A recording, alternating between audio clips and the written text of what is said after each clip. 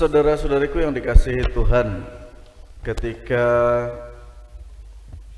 dua insan mulai memutuskan untuk hidup bersama, maka akan ada banyak hal yang mesti dijalani dalam kehidupan sehari-hari. Dan tak jarang apa yang dilakukan pasangan tidak sesuai dengan harapan. Untuk hidup bersama dua orang masih lebih mudah karena ada pengertian, ada pengampunan, dan juga kehendak untuk memperbaiki diri. Akan tetapi ketika manusia mulai hidup bersama lebih dari 5, 10 dan seterusnya, perlu tata aturan yang jelas yang mengikat setiap orang. Tujuannya agar kehidupan bersama dapat berjalan dengan baik, dengan tertib, tanpa ada seorang pun yang boleh untuk mengambil hak milik orang lain, mengambil kesempatan orang lain, juga merugikan orang lain.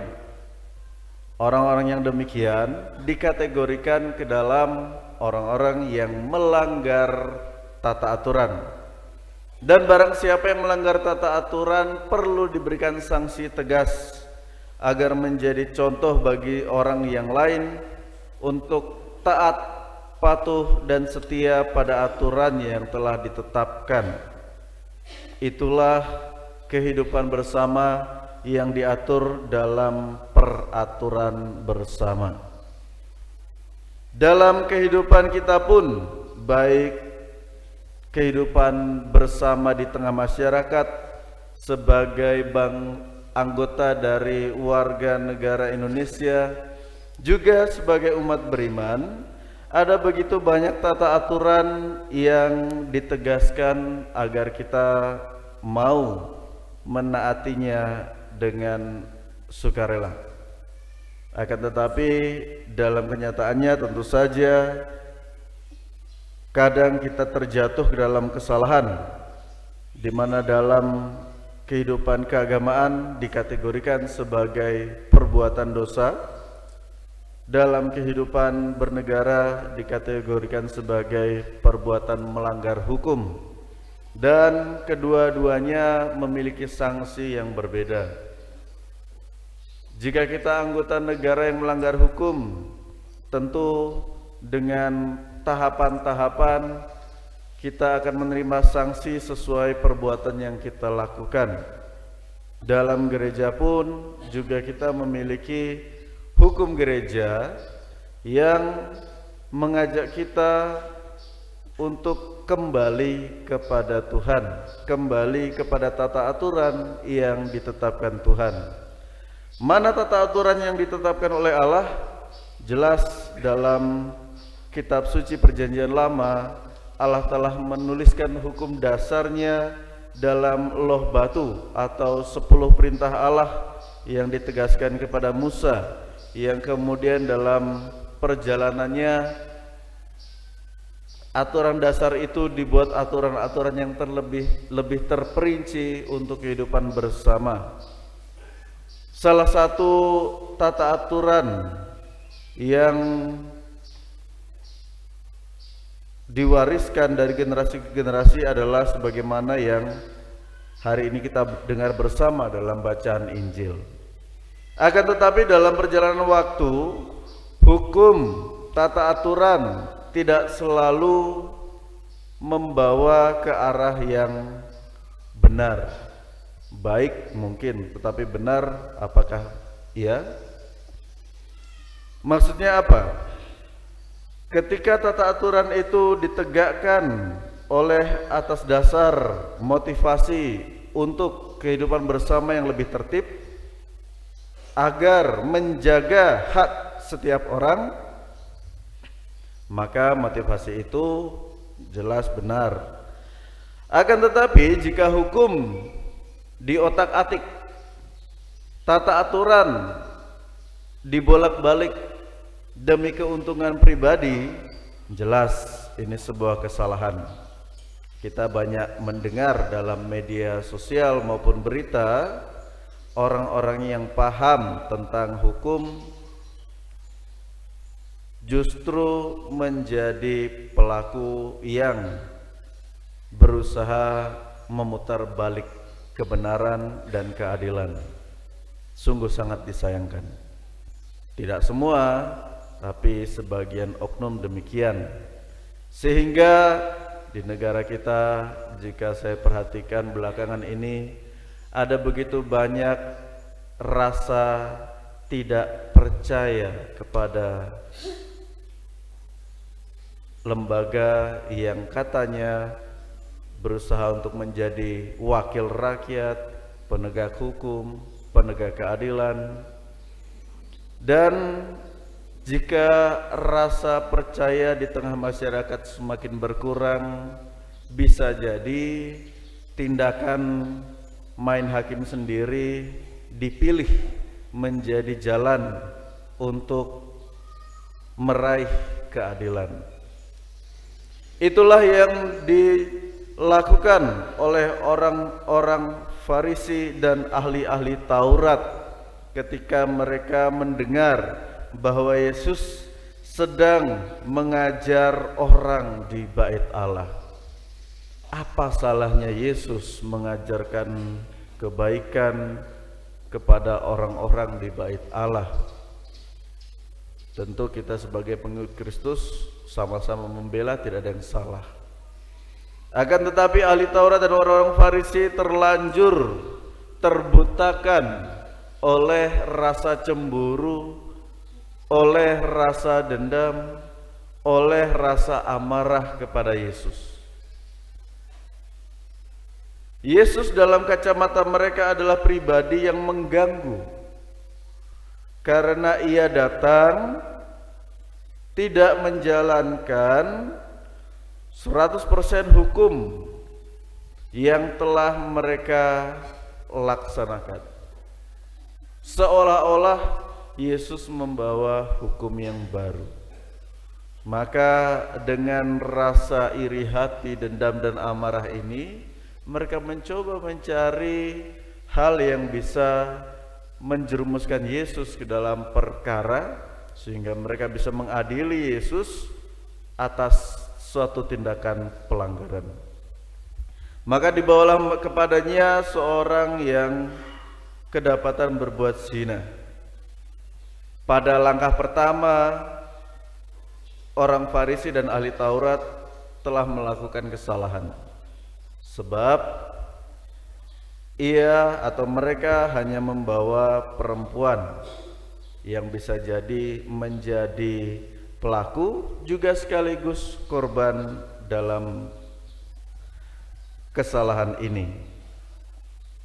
Kenapa mereka salah? Karena dalam sebuah tindakan yang melibatkan lebih dari satu orang dan hanya satu orang yang dipersoalkan, maka jelas itu sebuah tindakan yang tidak adil. Lantas kenapa mereka hanya melibatkan seorang perempuan? Sebab di mata mereka seorang perempuan itu tidak ada artinya di tengah masyarakat. Seorang perempuan sekaligus memberikan gambaran sebagai kelompok orang yang lemah, yang dapat setiap waktu ditindas, yang dapat setiap waktu dipersalahkan, yang setiap waktu dapat diabaikan. Tentu para pejuang Kartini akan menolak hal ini, tapi demikianlah yang terjadi pada saat itu. Yang kedua, motivasi mereka untuk menegakkan keadilan bukan semata-mata agar menertibkan kehidupan bersama, tetapi ingin menjebak Yesus. Karena mereka tahu dalam pengajaran-pengajarannya Yesus selalu mengajarkan kasih, pengampunan, pertolongan, sehingga dalam hati dan benak mereka yakin dan percaya Yesus pasti akan menolong orang yang telah berbuat salah. Jika Yesus menolong orang yang telah berbuat salah ini, maka dapat dipastikan bahwa Yesus memihak kepada orang-orang yang tidak taat dan setia pada aturan yang telah mereka warisi sejak zaman nenek moyang. Dan ini bisa menjadi kesempatan bagi mereka untuk mengalahkan pengaruh Yesus di tengah orang-orang yang percaya kepadanya. Di sisi lain, jika Yesus menghukum wanita ini, maka dapat dipastikan pengaruh Yesus terhadap para muridnya pun juga akan hilang. Kenapa? Karena selama itu Yesus mengajarkan cinta kasih, pengampunan, dan pertolongan.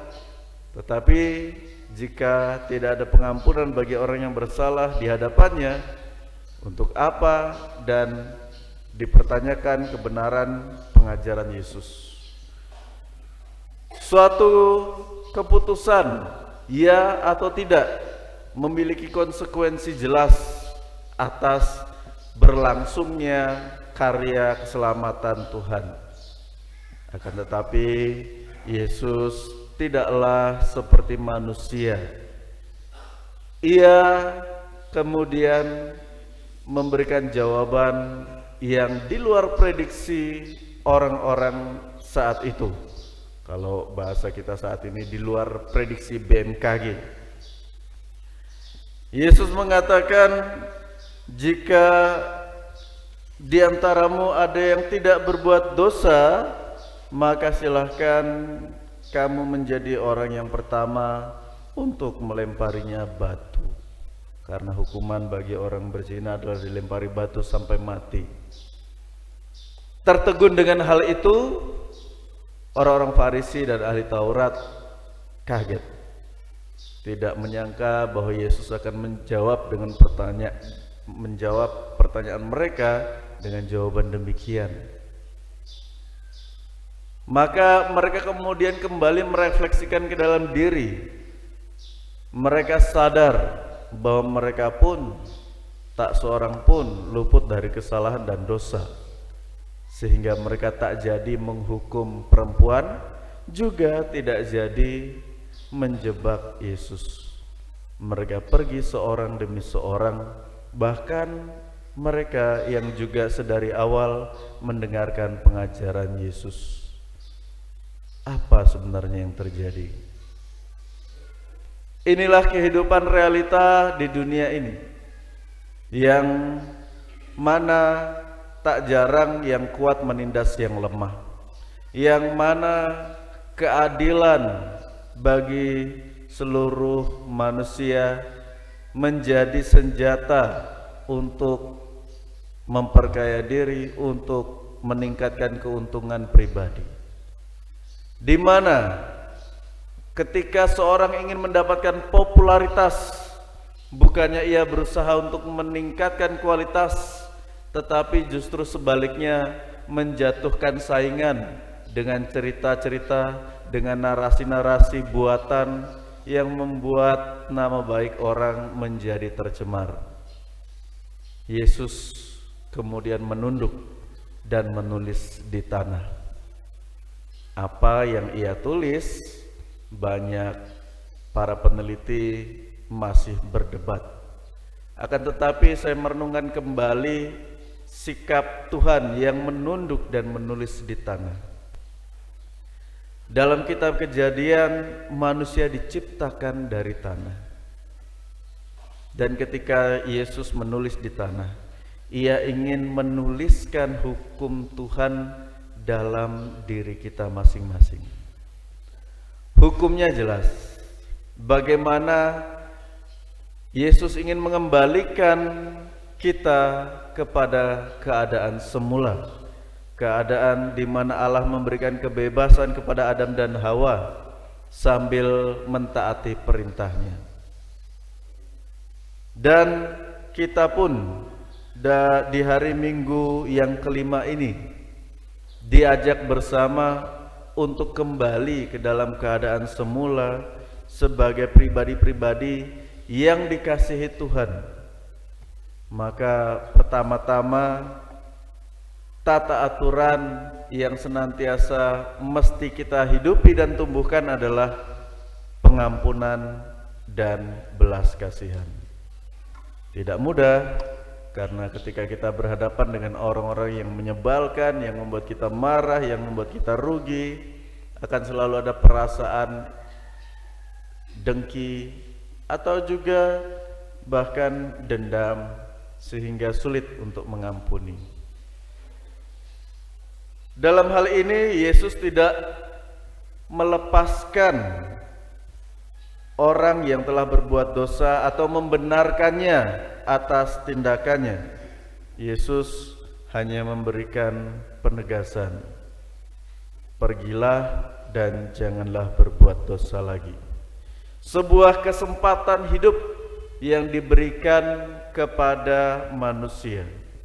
Maka banyak orang kadang-kadang bertanya, Romo, kenapa ya kalau orang yang baik itu cepat sekali dipanggil Tuhan, sedangkan tetangga saya, saudara saya yang jahatnya luar biasa, kami berharap supaya dia cepat mati, kok hidupnya bahagia panjang umurnya. Kadang ada yang menggerutu demikian. Kemudian saya pernah mengatakan, jika kita sedang ada di warung, kemudian ada pengamen datang yang suaranya buruk sekali membuat telinga kita sakit, apa yang kita lakukan? Segera mengusirnya. Sebaliknya kalau ada pengamen yang suaranya bagus, pandai main musik, apa yang kita lakukan? Minta tambah lagu lagi. Itulah kehidupan beriman kita. Ketika kita sungguh-sungguh beriman menjalankan kehendak Tuhan, maka Tuhan pun sebenarnya senang mendengar kita. Sebaliknya, jika seorang yang tidak mau mendengarkan Tuhan, maka ia berikan kesempatan. Kalau tidak bisa memberikan yang terbaik, ya sudah, konsekuensinya jelas. Saudara-saudariku yang dikasihi Tuhan, perintah Yesus untuk mengajak sang perempuan pergi dan jangan berbuat dosa lagi bukan suatu perintah yang hanya meninggalkan perempuan itu dalam situasi malu karena dihakimi bersama, juga bukan meninggalkan perempuan itu tanpa pengharapan, tetapi sebuah perintah, pergi. Pergi bukan hanya berarti lari dari kenyataan, tetapi menjadi juga pewarta bahwa inilah bukti Tuhan mengasihiku.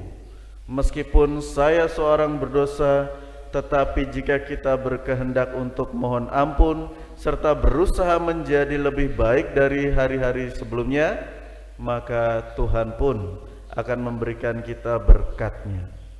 Semoga di hari Minggu sengsara ini kita yang telah mendapatkan cinta dari Tuhan juga mampu berusaha mencintai orang-orang di sekitar kita, baik yang menyenangkan maupun yang kurang menyenangkan, sehingga diri kita masing-masing boleh menjadi saksi-saksi bahwa cinta Kristus sungguh nyata di tengah dunia yang penuh dengan tipu daya dan juga kejahatan-kejahatan yang menggerus cinta di tengah dunia. Kasih Kristus kiranya menyertai kita senantiasa. Amin. Saudara-saudariku yang dikasihi